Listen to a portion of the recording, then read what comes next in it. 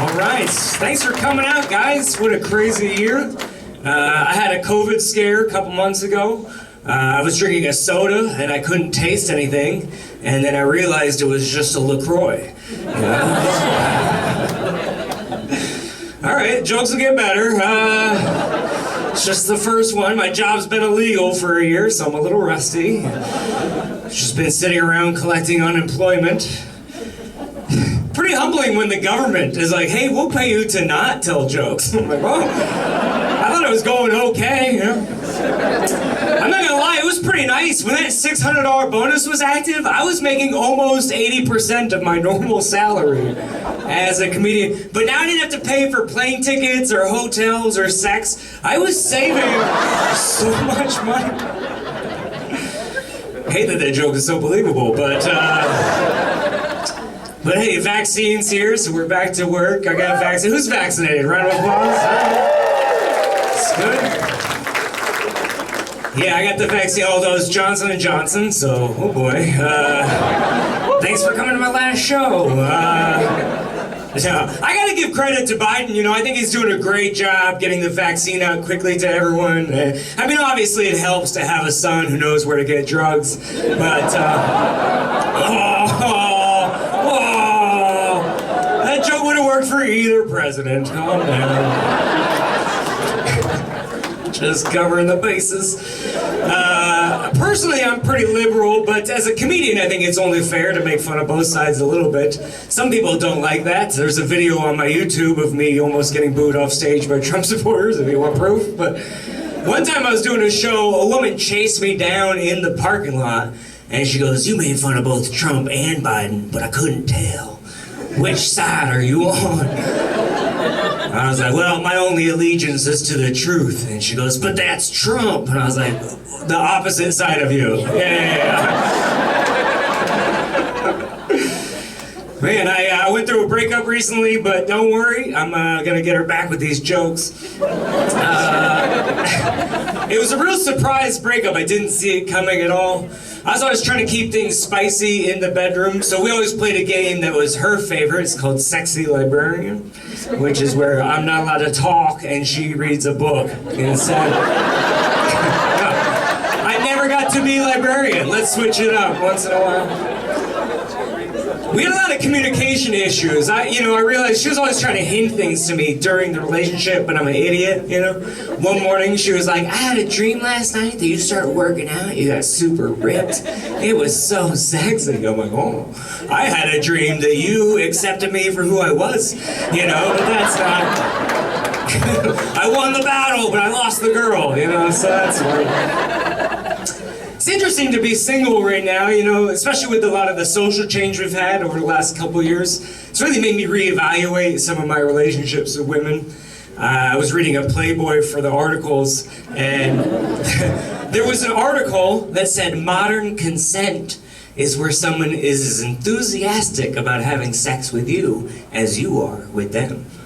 I was like, I don't think I've ever had consensual sex. Like, I'm so glad you guys laugh at that. I have known every time I'm like, hope this one works. You know, I'm not saying no one wants to fuck me. You know, it's just, I'm doing most of the convincing. You know what I mean?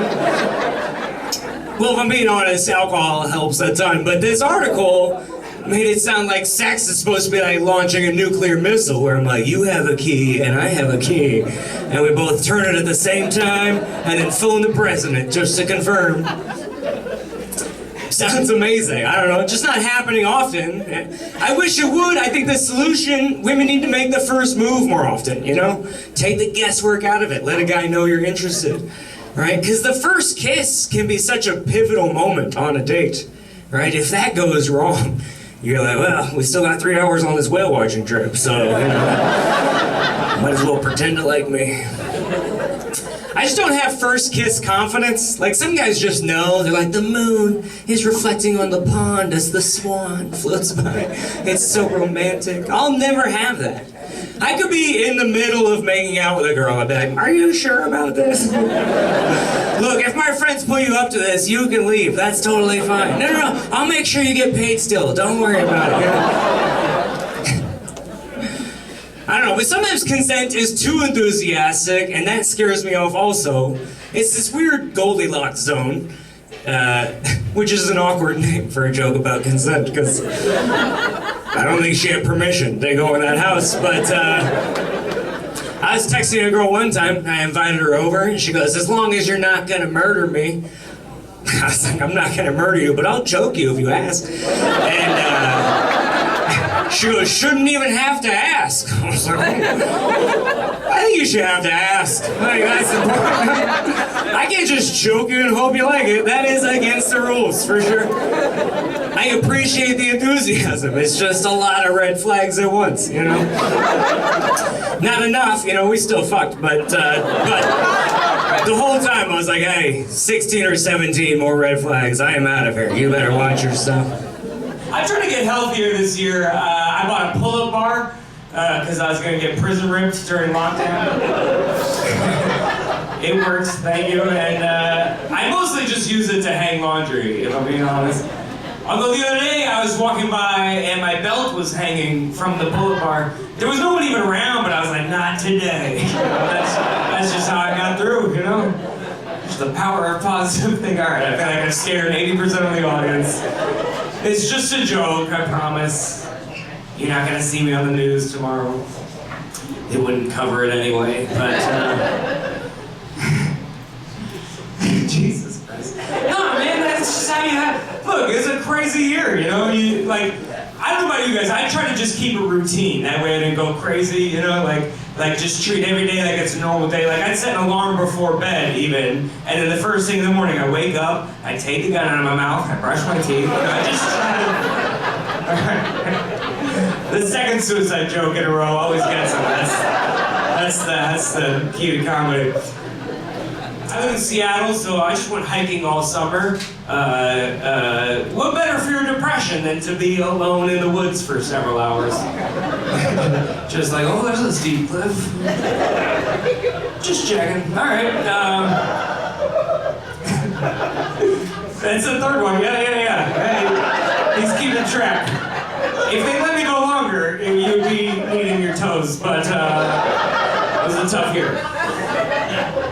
I was worried about bears at first, hiking, because I'm a pussy. But I tried to do some research, but it's very confusing, because it says if it's a brown bear, do one thing, but if it's a black bear, do the complete opposite. I'm like, well, that's fine, but how do I explain to the bear that I don't see color? You know what I mean? I'm one of the good ones, you know? So I went back online and I did more research. Turns out there's a limerick for bears. You can remember, if you're ever in the woods and you see a bear, there's a nursery rhyme that goes, if it's brown, lay down, if it's black, fight back. I was like, no, I think they got that from LAPD, actually. If it's a polar bear, you say, all lives matter, and then you're fine. You hand it a Coca-Cola, and I tried to date a couple girls this year. Almost every girl I dated ended up dumping me to get back with an ex-boyfriend, which is a disturbing trend. It feels like girls date me for 3 weeks and then they're like, maybe I can do better. Alright, I'll be here working on myself, you know? I was flirting with this nurse gal for a couple months. That was pretty hot. I'm not gonna lie, I've always had a fetish for that kind of thing, you know? Employed women. Oh my god, that's sexy.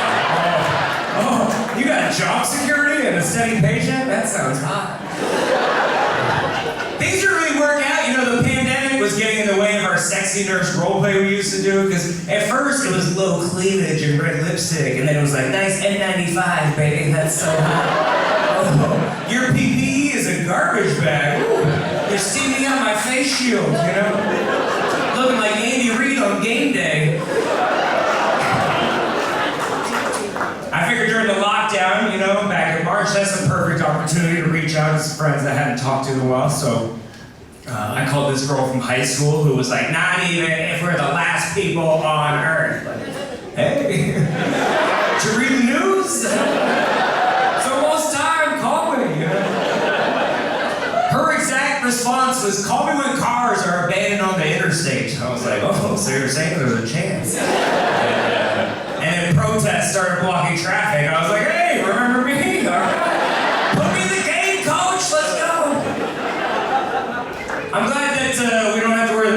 if we're vaccinated anymore or if we're just liars. That's good. I wear the mask all the time. I'm a good person, but sometimes I forget just because I don't leave the house anymore. And the other day, I forgot my mask. I walked into a Whole Foods. Holy shit. Yeah, that was a near-death experience. I'm just minding my own business. People are following me around the store and filming me. There's a Karen in the corner going, "Call the police, he's gonna murder everybody." I was like, shit, I think I accidentally discovered what it's like to be black in Target, you know? So that's... All right. Hard joke to pull off in a town without black people, but let's move to a less explosive topic. Confederate statues, okay? So, listen, I see both sides of the issue, if I'm being honest. On one hand, the Confederacy lasted like 4 years. That's not really heritage. That's more like a phase you went through in high school.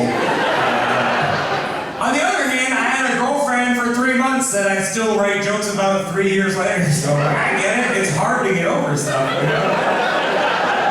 She keeps texting me going, "Give me back my underwear." I'm like, no, those are monuments to history, okay? If we take them down, we will forget.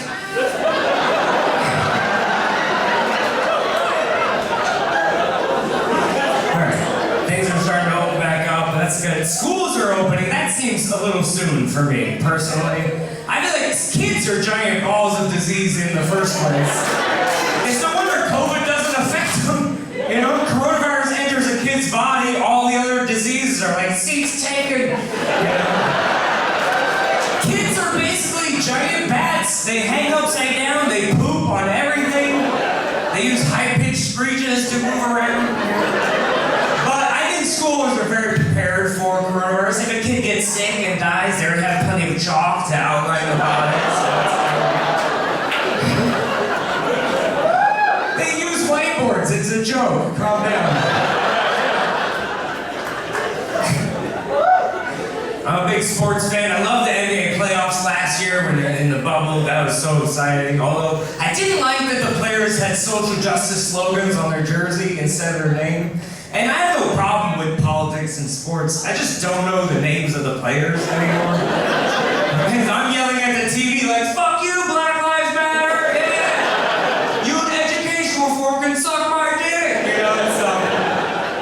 Long story short, I'm now allowed Buffalo Wild Wings. I'm in the corner, "Minneapolis is on fire!" They're like, "Please leave, we've asked you several times." You guys are great.